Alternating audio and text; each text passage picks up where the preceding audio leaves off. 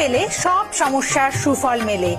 যে কোনো সমস্যার সঠিক জ্যোতিষ বিচার ও প্রতিকারের মাধ্যমে সমাধানে এক ও অনন্য মাতৃসাধক জ্যোতিষী শ্রী দেবরাজ শাস্ত্রী। তার মহাশক্তি কবজে যে কোনো সমস্যার দ্রুত সমাধান করুন। মাতৃসাধক জ্যোতিষী শ্রী দেবরাজ শাস্ত্রী।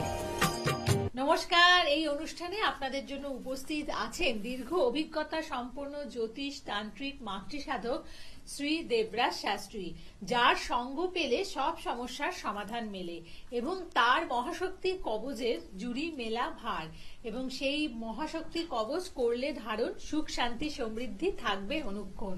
এবং আসুন আজকের অনুষ্ঠানে তার কিছু মূল্যবান বক্তব্য শুনে নিই। সাথে আছেন মাতৃসাধক জ্যোতিষী শ্রী দেবরাজ শাস্ত্রী। নমস্কার। নমস্কার। সুখের ঘরে অশান্তি, এই যে কথাটা আমি বললাম, আজকে বহু মানুষের এই একই রকম সমস্যা অনেক মানুষের মধ্যে চলছে। সুখের ঘরে অশান্তি, সেই অশান্তিটা অনেক সময় তৃতীয় ব্যক্তির প্রবেশে, যে এক সময় স্যার আমাদের পরিবারে কারোর সঙ্গে কারোর প্রবলেম ছিল না, স্বামী স্ত্রীর মধ্যে সুসম্পর্ক বজায় ছিল, কিন্তু ইদানিং স্যার আমার বরের মধ্যে মানসিকতা চেঞ্জ হচ্ছে, ইদানিং স্যার আমার ওয়াইফের মধ্যে মানসিকতা চেঞ্জ হচ্ছে, সুখের ঘরে যেন কেউ একটা অশান্তি তৈরি হয়ে দাঁড়াচ্ছে। এই যে জায়গাগুলো যখন আপনারা দেখেন, তখন আমি একটা জিনিস মনে করি, সুখের ঘরে অশান্তি এমনি এমনি হয় না। কিছু ব্ল্যাক ম্যাজিকের দ্বারা করা যায়, যেটা তন্ত্রমতে করা যায়, আর একটা জ্যোতিষের কানেকশন ওয়াইজ যদি কোনো প্রবলেম থাকে সেখান থেকে করা যায়।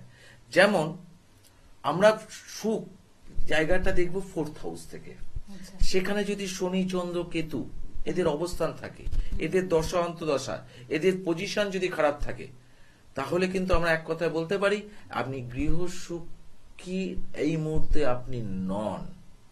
তারা বলে যে স্যার একদম ঠিক স্যার, এতদিন স্যার আমার স্বামী স্ত্রী বাচ্চা নিয়ে খুব সুখে সংসার ছিলাম, হঠাৎ করে কি হলো, 1 বছর যাবত নানা রকম সমস্যার সম্মুখীন আমরা হচ্ছি। কি হচ্ছে স্যার আমি বুঝে উঠতে পারছি না। এরকম ধরনের মানুষ নিয়ে এসছে বলেই আজকে সবচেয়ে বড় টপিকটা দিলাম, সুখের ঘরে অশান্তি। ঠিক, খুব সুন্দর হয়েছে। কারণ হচ্ছে এই যে জায়গাগুলোকে যদি আপনারা বুঝতে জানেন, কার্যকারিতাগুলো এই ধরনের মানুষগুলো এসছে বলে আমি তাদের কথাটা কিছুটা তুলে ধরার চেষ্টা করছি।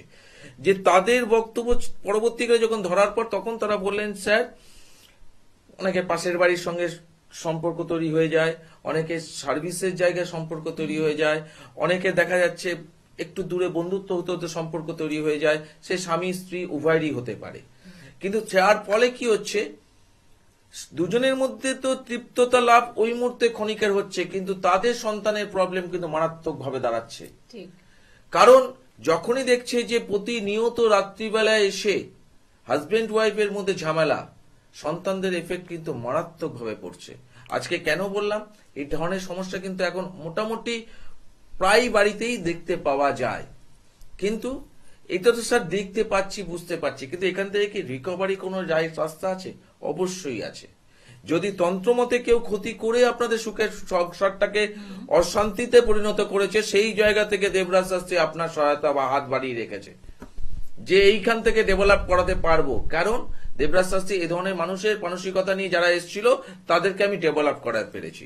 যদি গ্রহগত পজিশন থেকে এই প্রবলেমটা আসে, সেখান থেকেও ডেভেলপ করাতে পারবো।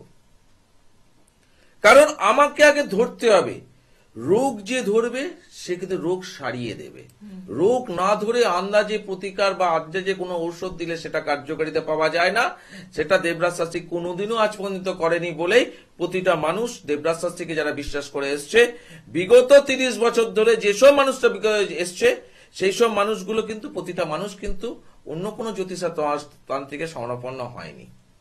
কারণ সেই ফ্যামিলির তার পরিবার, তার পরিবারে তার ছেলে মেয়ে, তার ছেলে মেয়ে, তার ছেলে মেয়ে, এরকম করেই কিন্তু রিলেটেড কিন্তু হয়ে আসছে। আমার পরে যে প্রমাণ স্বরূপ কথা বলছি, প্রমাণ ছাড়া আমি কথা বলি না। আমি গল্প কথা বলতে আসিনি। যারা মনে করছেন দেবরাজ শাস্ত্রীকে বিশ্বাস করে এসেছেন, তাদের কথাটাই তুলে ধরার চেষ্টা করছি। কেন আমি খুব কম মানুষকে দেখেছি যারা একবারে আমার কাছে শরণাপন্ন হয়েছেন।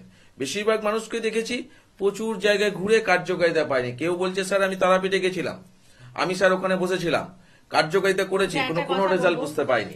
এই যে যারা আপনার কাছে আসে পরে, মানে অনেক জায়গায় ঠকে বা বিভিন্ন জায়গায় ঘোরার পরে এলো, সেই ক্ষেত্রে কি কাজটা পেতে তাদের একটু সময় বেশি লাগে, যেটা একবারে প্রথমেই যদি না, সমস্যার ক্ষেত্রে প্রথমেই যদি কাজের ব্যাপারটা হচ্ছে কি, ফার্স্ট কথা হচ্ছে আমার কাছে টার্গেটটা হচ্ছে ফার্স্ট মোটিভ, যেটা আমার গুরুদেব শিখিয়েছিল, তোমার টার্গেট হবে মানুষের জীবনের সমস্যা মুক্ত করা।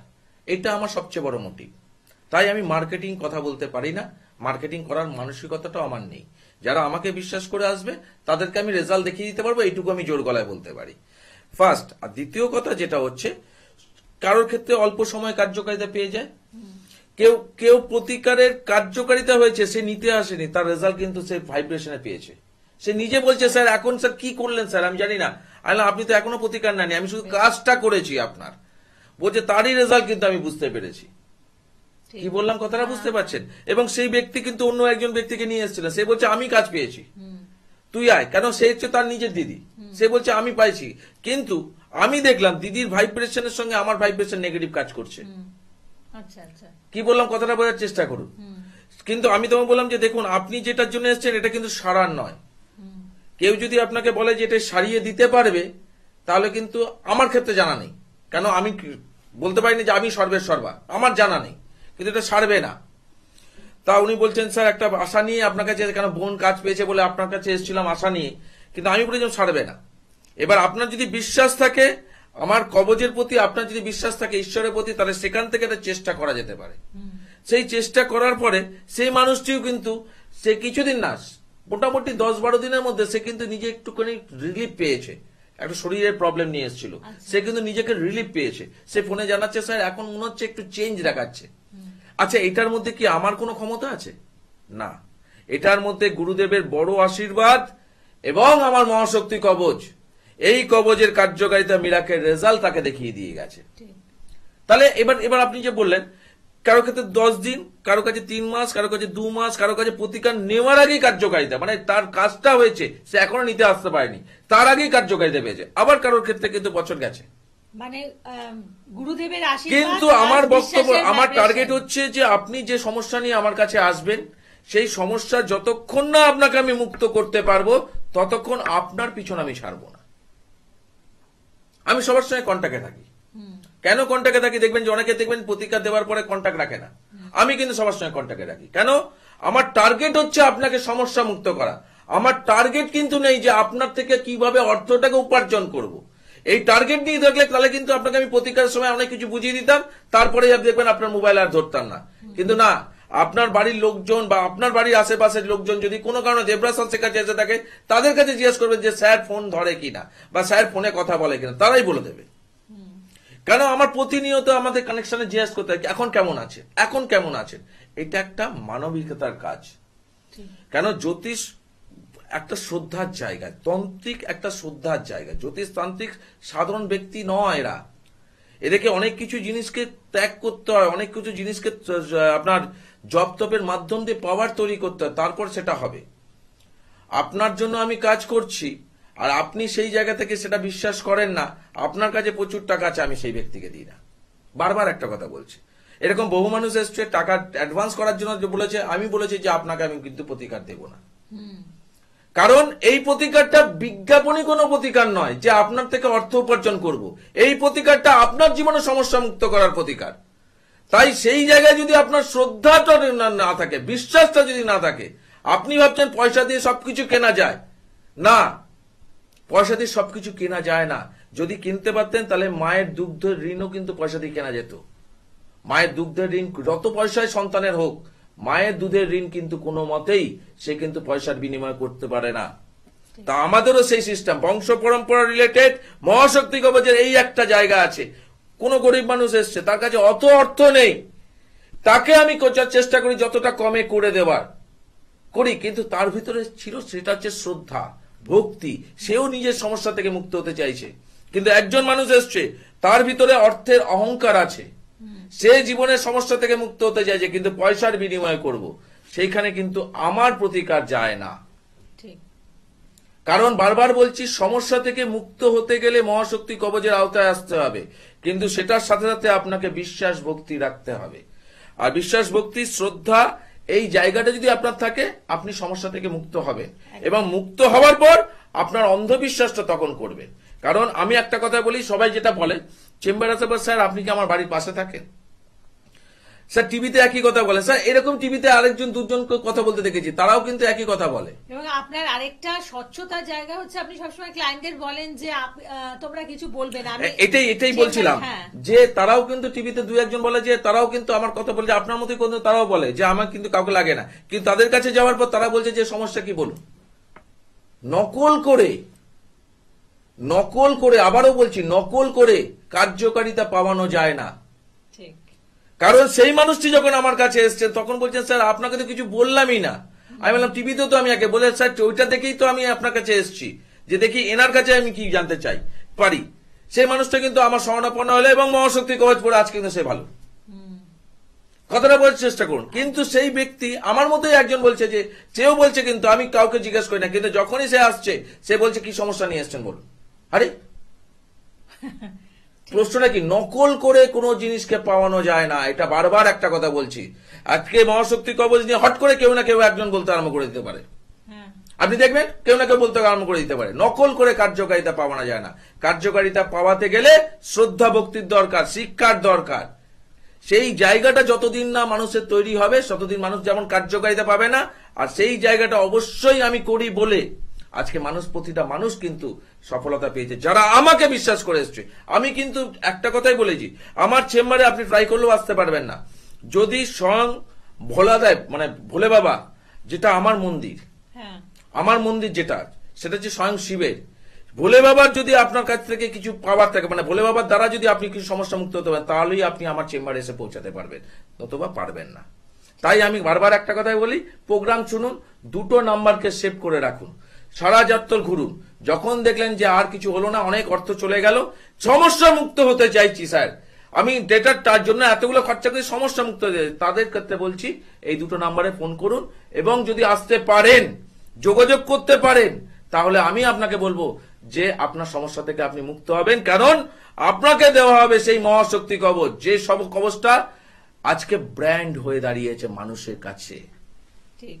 এবং তাই সেই ব্র্যান্ডকে আপনি আপনার জীবনে প্রয়োগ করুন। কারণ আমরা ব্র্যান্ড একটা বেছে নিই কেন? আমরা সর্বোচ্চ জায়গা, সর্বোৎকৃষ্ট জায়গায়, মানে সবচেয়ে ভালো জিনিসটা আমার জন্য, সেই কারণেই তো করি। এবং সেই জন্যই আপনার ভাগ্যকে যদি সর্বোৎকৃষ্ট জায়গায় পৌঁছতে হয়, তাহলে কিন্তু অবশ্যই মহাশক্তি কবচ আপনাকে ধারণ করতে হবে। যদি আপনি অনেক রত্ন পড়ে আছেন, অনেক জায়গায় গিয়েছেন, অনেক তাবিজ কবচ বা আরো অন্যান্য অনেক কিছু গাছের মূল, প্রকৃত রেজাল্ট পেতে গেলে দেবরাজ শাস্ত্রী। কারণ দেবরাজ শাস্ত্রীর কাছে এখনো পর্যন্ত কোনো মানুষ ফেলিওর নেই, বিগত 30 বছরের কথা বলছি, ফেলিওর নেই। তার প্রকৃত কাজ পেতে গেলে দেবরাজ শাস্ত্রী। কারণ দেবরাজ শাস্ত্রীর কাছে এলেই যে আপনি কাজ পাবেন সেটাও কিন্তু নয়। যদি বুঝি তাহলেই দেবো, যদি না বুঝি তাহলে দেবো না। একদম। এবং চেম্বারে আমি খুব তাড়াতাড়ি যাব, বুকিং নাম্বারে ফোন করে আপনারা সমস্ত চেম্বারে আসবেন। দূরের বন্ধুরা অনলাইন কনসালটেন্সি করবেন। চেম্বার পাচ্ছেন শুক্রবার করে রাসবিহারীতে লেক মলের পাশে সৌভাগ্যচক্র চেম্বার, শনি ও রবিবার করে নিজস্ব চেম্বার, মানে চুচুড়াতে নিজস্ব চেম্বারে থাকেন। তাছাড়াও ব্যারাকপুরে চেম্বারে বসছেন এবং মাসে একবার করে পাচ্ছেন কৃষ্ণনগর, দুর্গাপুর এবং বর্ধমানের চেম্বারে। অনলাইন কনসালটেন্সি যারা দূর দূরান্ত থেকে আছে, যারা আসতে পারছেন না, তাদের জন্য অনলাইন কনসালটেন্সি আছে। অনলাইন কনসালটেন্সির মাধ্যমেও আপনি আপনার বিচার করাতে পারবেন এবং প্রতিকার প্রতিবেদনও আপনি ঠিক জায়গায় পাবেন যদি প্রয়োজন হয়। আমি বারবার বলছি, প্রতিকারের আশায় দৌড়াবেন না, আপনি আমাকে ভরসা নিয়ে আসুন, সমস্যা মুক্ত করার দায়িত্ব আমার। যদি সমস্যাটা দেখি যে হ্যাঁ এখন এই মুহূর্তে মুক্ত করানো যেতে পারে বা এই প্রতিকার দিলে কাজ হয়, তাহলেই দেবো। যদি দেখি যে না এটা 6 মাস লাগবে, 6 মাস পরে আমার ভাইব্রেশন বলছে। কথা মনে আসে, যেটা হচ্ছে দুরারোগ্য ব্যাধির ক্ষেত্রে ডক্টরকে দেখানোর পরেও যিনি রোগী, তিনি কিন্তু ভীষণ বেদনায়, হ্যাঁ সেখানে আপনার মহাশক্তি কবচ কি এসছে। মহাশক্তি কবচ পড়ার পরে সেই জায়গার কিছু সিস্টেম আছে, সেই সিস্টেমকে অবলম্বন করে সে কার্যকারিতা পেয়েছে। বেশ, একদম এভাবেই আপনারা প্রত্যেকে ভালো থাকুন, সুখে থাকুন, শান্তিতে থাকুন। আজকের পর্ব এতটুকুই। নমস্কার। সবাই ভালো থাকবেন আর নাম্বার দুটো সেভ করে রাখবেন।